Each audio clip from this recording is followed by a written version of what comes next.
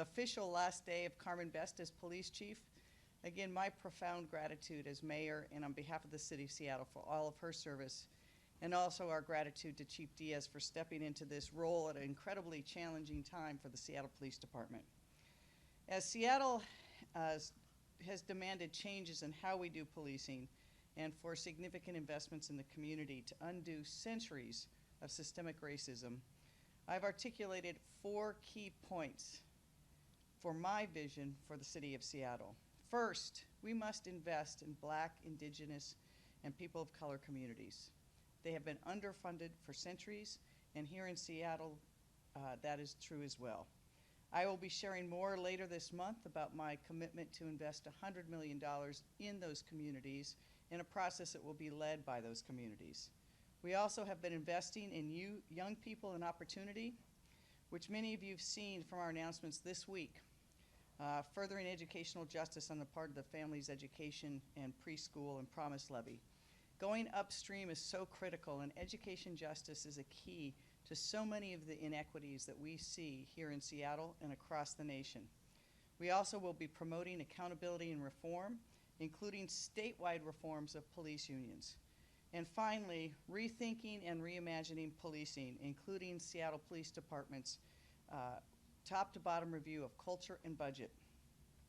While allowing us to meet the public safety challenges that we face in 2020, these changes also lay the groundwork for the future.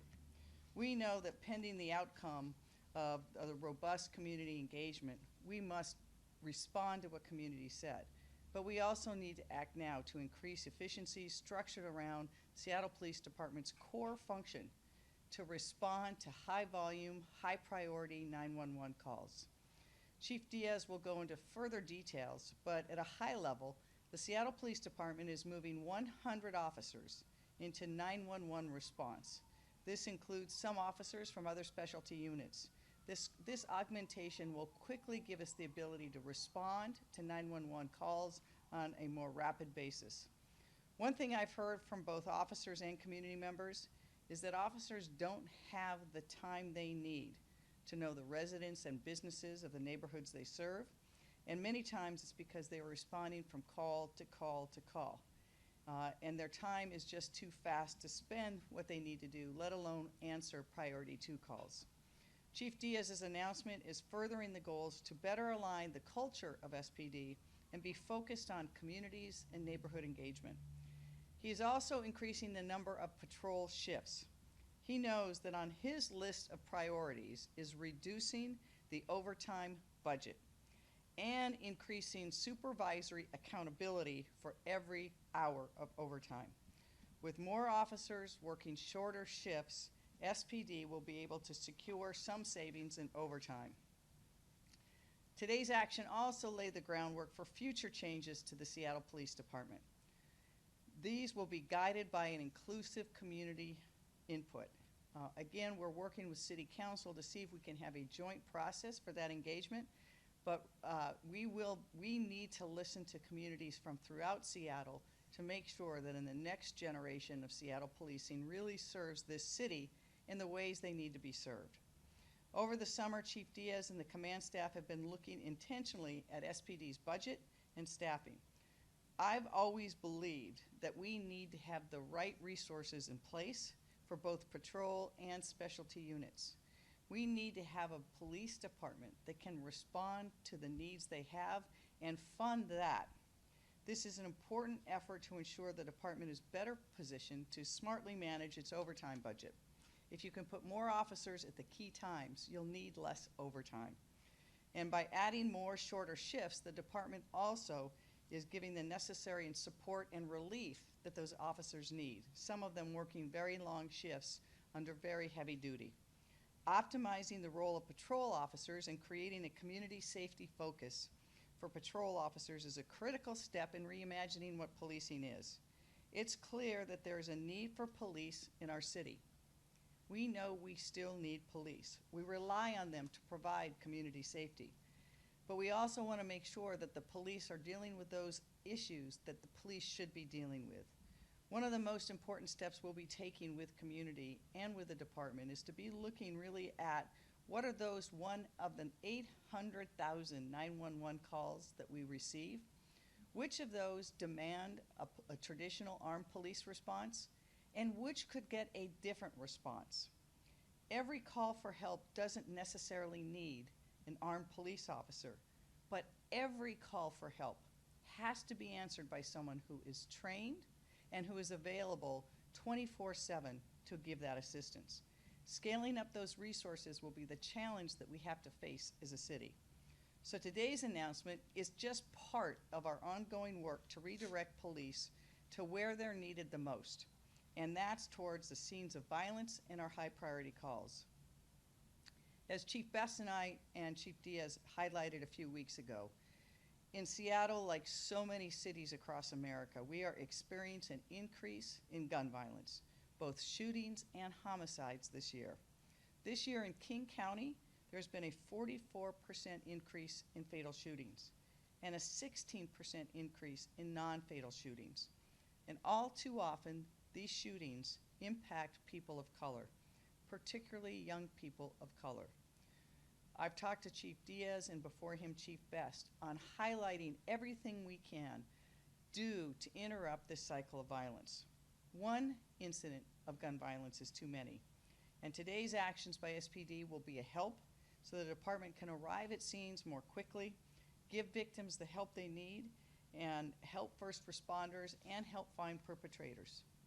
But we know that policing alone cannot and will not solve these problems or the crisis of gun violence in America. We have to increase our investments in upstream solutions like education, affordable housing, wealth building. We need tools to keep guns off the street, and we also have to disrupt the violence.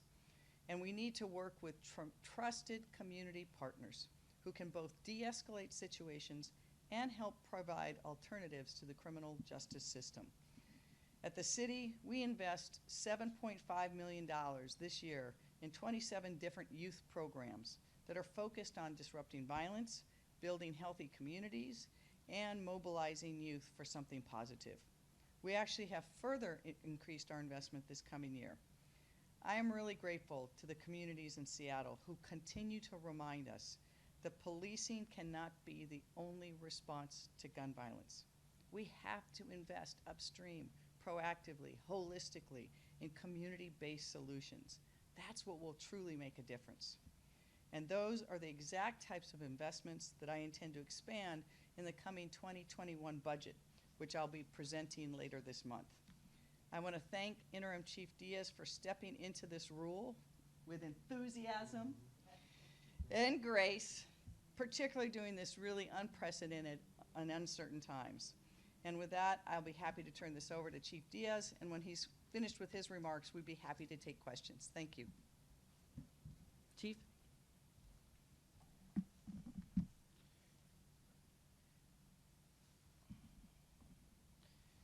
Thank you, Mayor. Actually, thank you, Mayor, for your investments into our BIPOC communities, and thank you for the investments in all sorts of areas that actually reduce a lot of areas of crime. So appreciate all that support. And also thank you for your continued support for ensuring SPD has the personnel to quickly respond to emergency calls, solve problems, and work with the community to achieve public safety. The core mission of the Seattle Police Department is preventing and responding to criminal behavior.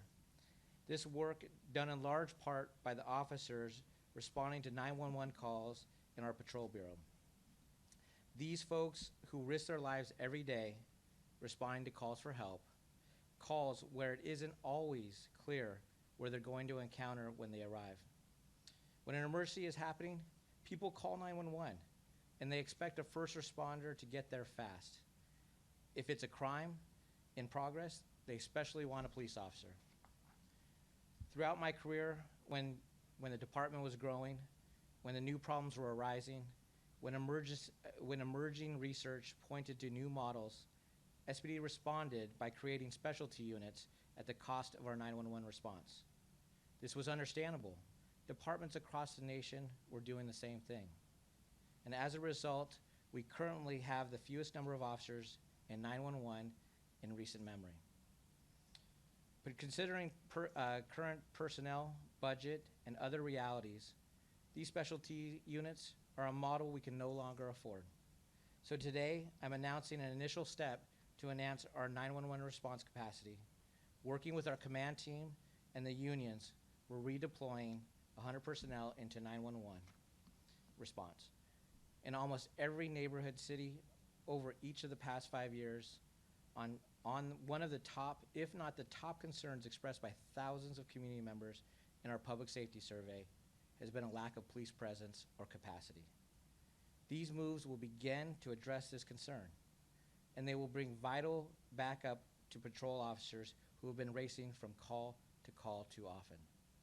There is more to this than having more cars on the street or getting to emergency calls faster. One of my primary goals as chief is to reinvent what community engagement looks like for this police department. It is tough to engage community from inside a car, but when you're going from call to call, that's really the only option that we have.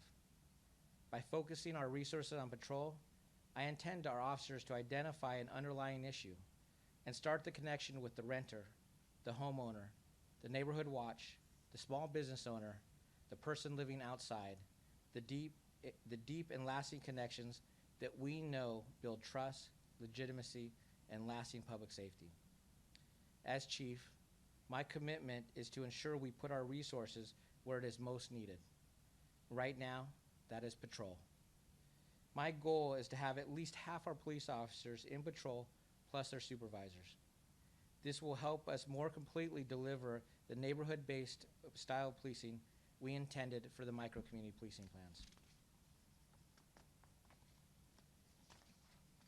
It will mean more officers available throughout the day, which will help achieve response time goals, reduce the overtime we use to guarantee we have enough officers on patrol, and ensure we can respond to calls of any nature.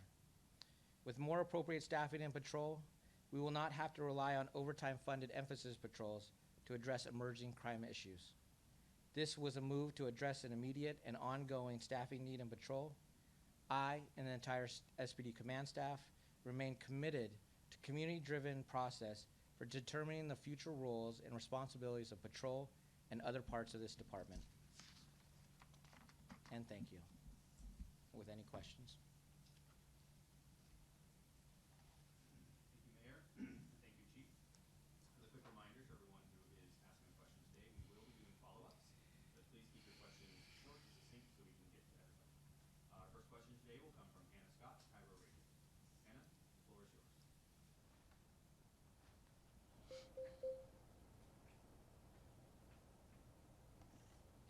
Patrol seems to run counter to what some community groups and the Seattle Council leaders had in mind. I'm curious how you anticipate the council responding to this move. Hannah, we missed the first part of that. Do you mind just repeating it? You were muted for the first part. Sure thing, no problem. This plan to beef up the patrol seems to run counter to what some community groups and some Seattle Council leaders had in mind. How would you anticipate the council responding to this move? I actually think the council will respond very positively. We've been working with them, and I think that uniformly across every neighborhood and community, if we look at the surveys we take as well as what our engagement with community is, people want to make sure they can have a rapid response and that they have police officers that know the community. And this is a first step in moving that direction. Hannah, follow up. Just quickly, this again for either of you, with yesterday's actions at Cal Anderson Park, as well as the response to a group of protesters near the East Precinct last night, it seems as though the overall response is a little bit different than some of what we had been seeing when the CHOP was around and more recently after that.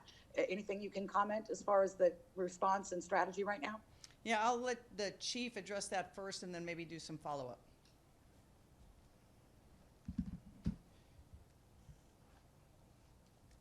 So, Hannah, actually that's a great question. Right now at Cal Anderson, we assisted Parks Department in securing several buildings that had been occupied and been used as stations for some of the different demonstrations.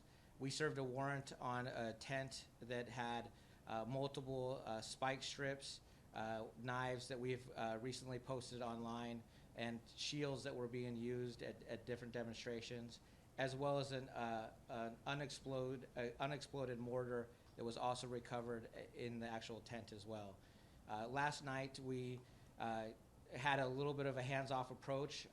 We had about 50 to 75 anarchists that approached and occupied the intersection, threw combustible material over the fence that we have put up as a barrier to ensure that our precinct doesn't get burned down. And then they ended up lighting 2 Molotov cocktails, which burned for a little bit. Right now, a couple of community members actually put out those fires. And so we are trying to respond to addressing any issue that comes about.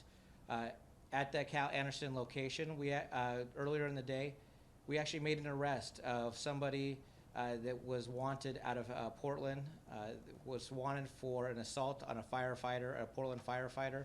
And so we know that we are seeing some connections in relation to Portland, and then the type of materials that were actually recovered.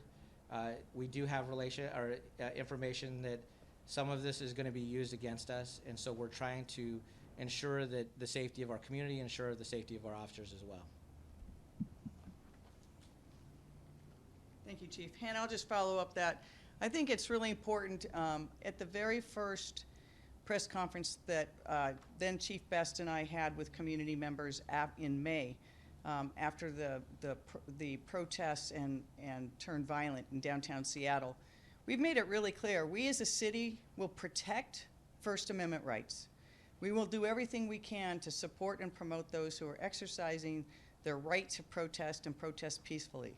But those who do unlawful actions will be held accountable, and that has been our posture all along. It will continue to be the posture of the city of Seattle. Thank you, Mayor, and thank you, Chief.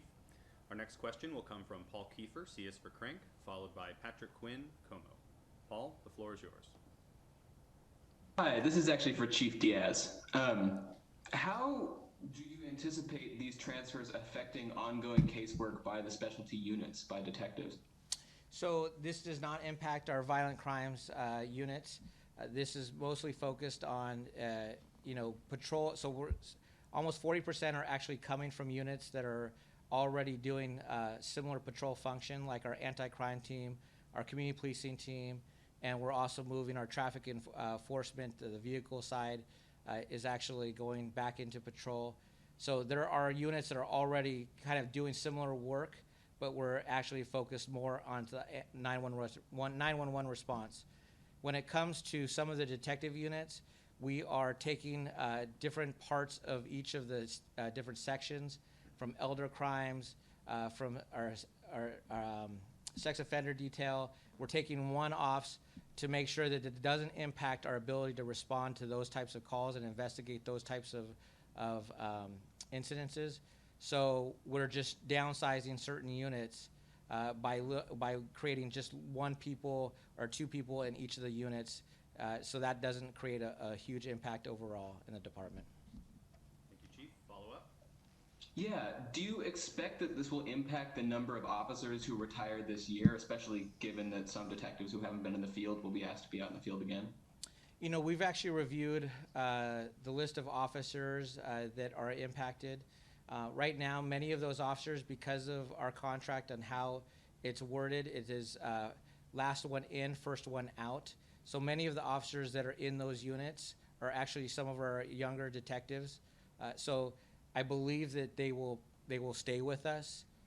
So many of those officers have just recently left patrol within the last year and a half to go to those detective units. So we're hoping that they will stay and that they will continue to serve our city. And Paul, I just want to follow up on that. The one thing that Chief did mention is he is going to be looking very carefully at whether there is impact as we move this, what happens with that detective work with case clearance, and we'll be working closely with King County Prosecutor's Office and others to make sure that we aren't seeing negative impacts on that front. But it's a really good question and one up front that we're going to be watching. Thank you, Mayor. Our next question will come from Patrick Quinn, Como, followed by Jake Goldstein, writing for Capitol Hill, Seattle. Patrick, the floor is yours. This question is for the chief, but Mayor, feel free to chime in afterwards. So 100 more officers would mean more engagement with those in the community and oftentimes very tense circumstances. Obviously, in the last few months, engagement with police officers has been a point of contention in terms of safety of your officers and the public. Are you worried this could lead to more conflict? No, I think having officers out being able to handle 911 responses. So we're actually adding a shift that is a 3 p.m. to 1 a.m. shift. They will actually work 4 days on, 3 days off. This shift will actually give officers a little bit more time off to actually rest and recuperate. It's also the highest point of our call load, and so having more officers to be able to respond to 911 calls are actually reduce the amount of actual time that they're able, that they're handling 911. If we added another 50 officers in each of those, in each of that watch, it actually reduces the amount of calls that they're responding to on a daily basis. So it actually increases some level of their safety. Patrick, follow up? Yeah, any steps are you taking to ensure less confrontation? I don't know if that means increasing training for these officers or these 100 officers or de-escalation measures or any proactive steps as you put them into the field that can help ensure that there is less conflict? Yeah, you raise a good point on some of our training. As I think over the last several years, we have actually put all of our officers through all the training. They go through everything the same. So it doesn't matter if you're a patrol officer or a detective. You are going through de-escalation training, crisis intervention training. Many of the officers that have been our detectives have once gone through that crisis intervention training. We are, for the detectives that have been away from patrol, we're actually updating their training, and depending on how long that they've been away from patrol, we will actually include the areas that they need to fill, so it makes it safe for their response to these calls for service. But right now you also have a good portion that are already currently able to respond to 911 calls, such as your traffic enforcement, your anti-crime teams, and your CPT teams. They're already doing the training that I just described as well. I think, Patrick, one follow-up I think that on that is, if I understood your question, I think it's really important that people understand is when people dial 911 and we need a police officer there, they want them there. And that's in every part of our city. And we have not seen, unless the chief, you can correct me, we have not seen hostility to officers who are responding to calls for help. And so I think it's one of the things that may get lost in some of the coverage is that throughout Seattle, in every community, people still need and rely upon their police officers to respond to emergencies. Thank you, Mayor, and thank you, Chief. Our next question will come from Jake Goldstein, Capitol Hill, Seattle, followed by Simone Alicea, KNKX. Jake, the floor is yours. This question's for Chief Diaz. So I was wondering how you say, this move is to build better community engagement and how you reconcile that with building a wall around the East Precinct that literally closes it off from the community, and how you see those working in tandem. So one is actually because you have more officers in patrol, they're actually frees up their what we call available time. And so that available time hopefully will get us to about 40% of their time in patrol is actually available to connect with community. You raise a good point. I would love to not have a wall around the East Precinct. I know that it creates a barrier for people to feel connected. However, over the last several weeks, people have they've lit a Molotov cocktail inside the lobby. They've had multiple different fires set in and around that building, on the outside of that building. And even last night, they had 2 Molotov cocktails that they threw trying to light that building on fire. And once that building does ignite, it impacts that whole block. So there's a huge safety issue that we have to contend with. And so I would love it one day to not have those blocks there, and I hope that will come soon. But right now, it's unfortunate that we're at this place where people are using a movement to actually create and commit violence. Jake, follow up? Yeah, also still for Chief Diaz. Other questions have kind of gotten at this, but can you talk about, we're now in the 3rd month or 4th month of demonstrations and how you think your strategy for dealing with that is shifting at all? I think honestly, many of the demonstrations that we're having on a daily basis are actually requiring less response. And even as of last night, while there was a group that occupied and did throw Molotov cocktails, you didn't see the police around, making sure they were monitoring them or moving the crowd into some confrontation. We were actually taking a very hands-off approach. A part of that is we have many demonstrations that are occurring that don't even have a police response at all. And I think once we get to that level, we're not right now. Portland is still experiencing a nightly demonstration with violence throughout their time. And we're actually seeing less of that confrontation, but however, we're still seeing that confrontation occur at times. And so we just have to make sure that we are prepared, but we just want to make sure that everybody is safe at the end of the time. Great, thank you, Chief. Our next question will come from Simone Alicea, KNKX, followed by Kevin Schofield, SCC Insight. And I have to announce that those will be our final two questions as we need to stop after that. So, our next question from Simone. Floor is yours. Hi, this is for Chief Diaz. I'm sorry if I missed this, but what is exactly the timeline on this switch? Is this immediate? We're going to see more uniformed officers out starting now? Yes, within hopefully the next several weeks, actually within about a 2-week period, we're going through the process now, honoring the contract and giving people the opportunity for the choices of their assignments, and which is something that we have to do as part of their contract, and then they'll be immediately deployed 2 weeks after that time frame. So we're hoping around the week of the 16th as a projected time frame of September 16th. Follow-up? And you mentioned that, or Mayor Durkan mentioned that you're going to be watching what happens with how this affects detective work in some of those special units. I'm curious, what other metrics are you going to be looking for to determine whether this is a successful move? Right now, officers are handling calls for service. They're handling multiple calls for service. So their call loads are getting to rates that we need to reduce that level. So that is one metric that for just the patrol officers that we're measuring. So we want to make sure we reduce that level of stress, because the higher levels of stress for officers could create impacts as far as confrontation. So we want to make sure we reduce that. But when it comes to detective work, we're going to actually we've set up a database to identify how many of the caseloads of detectives, how big those caseloads are, what the time is that they're actually getting charges or filings sent through. And so those are all aspects that we're going to be measuring to ensure that our cases are actually being filed on a timely basis.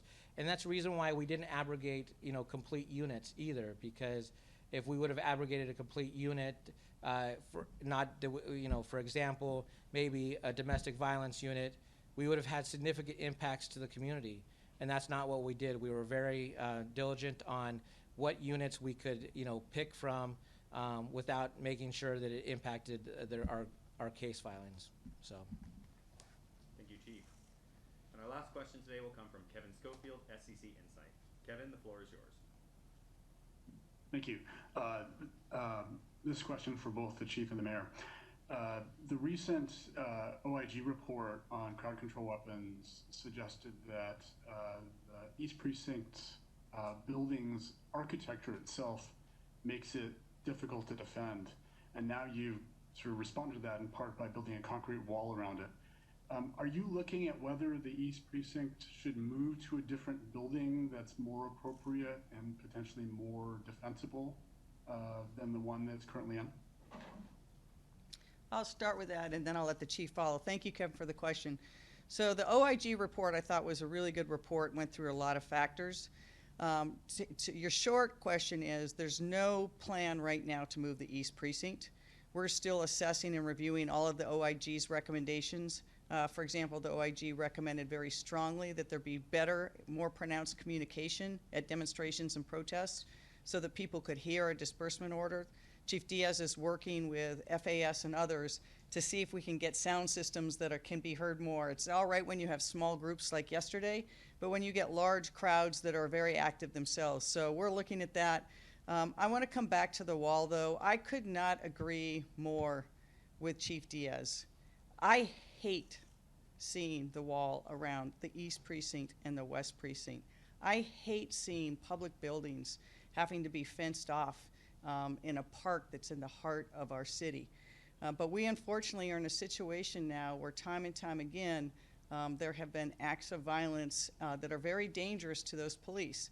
And you can either do one of two things. You can station police around it to be the defense mechanism, which we saw what happened with that. Escalation of violence night after night after night, and police then having to go and interact with the crowds.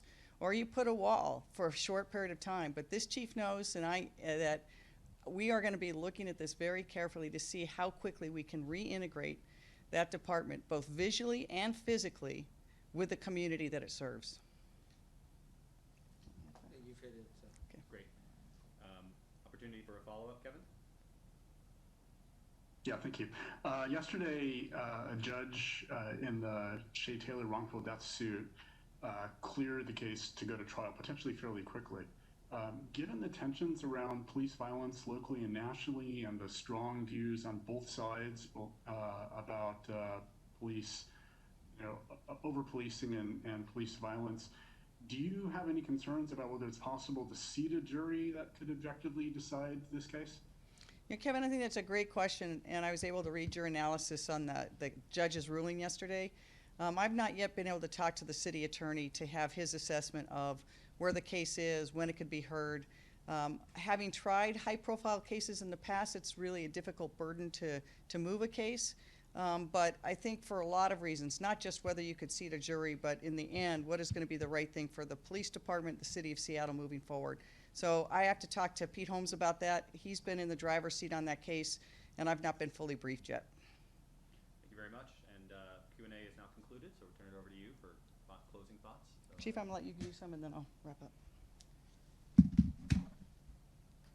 No, I honestly just want to say thank you. We know this is not easy for moving 100 officers back into patrol because we're uprooting different units and different people's schedules, but it's the right thing for us to do.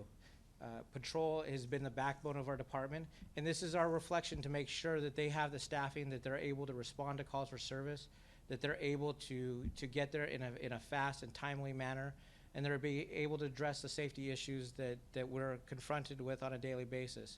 So we're excited that we're able to have enough officers to be able to do that.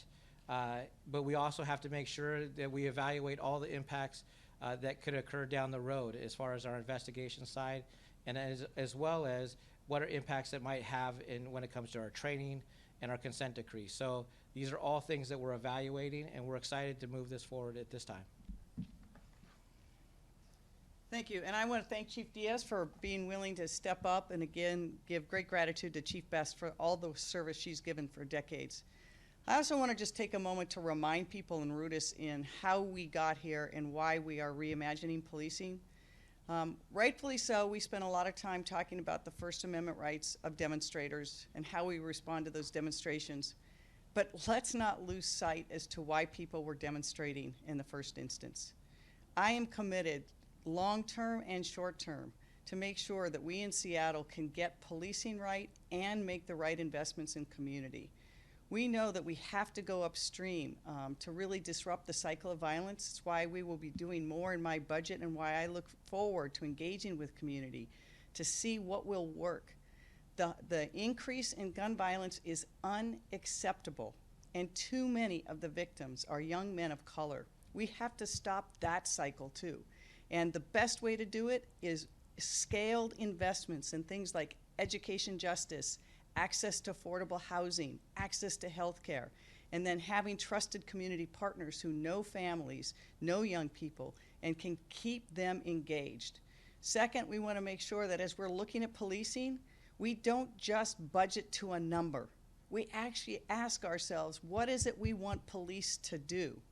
And then we build that model and fund that model. At the same time, what do we need other people to do? And how do we scale that to a point where if someone really needs help and they call 911, it won't matter where they live or what time of day it is, someone can respond who's trained in the work they do and who can actually help. This is going to take some time and some process, and it can't happen without the involvement of community. So I look forward over the coming months to really talk about what does policing look like, but as important, the $100 million that we are committed to spending, how does community think we need to spend that money? Center the voice of communities of color, indigenous communities who have been left behind in every regard, not just in Seattle, but across this country. I mean, still today, a kid growing up in South Park, Seattle, doesn't have the life expectancy, the career expectancy that a kid in Laurelhurst does. We're better than that. We have to change that. So I look forward in the months to come to really building a more equitable Seattle, and that as we move through COVID, which is still the #1 threat to our city, that we come back not just the same, but we come back stronger and more equitable. And on that point, one last thing that you'll be hearing, this is back to school. And usually back to school means kids got their, their new book bags, parents are sending them off, parents know that they've got their kids in a safe place for certain hours of the day. But because of COVID and because of the botched response, schools won't be opening. And as a result, the kids who are going to suffer the most are the kids of color in our Seattle public schools. I talked to Denise Juneau last week. We're working very closely with them to see what strategies the city of Seattle can do through its levy and other tools to help make sure the kids don't fall further behind, that they have a device so they can connect to the internet, that they have access to the internet, and that they have somebody engaged with them that can help them through their studies. All of these things have to work together. So today we're talking about policing, but policing has become the big net that catches all the other failures in our society. And it's my duty as mayor, and I think our duty as a city, to figure out how we do better on that regard. Thank you very much, and happy September to everyone.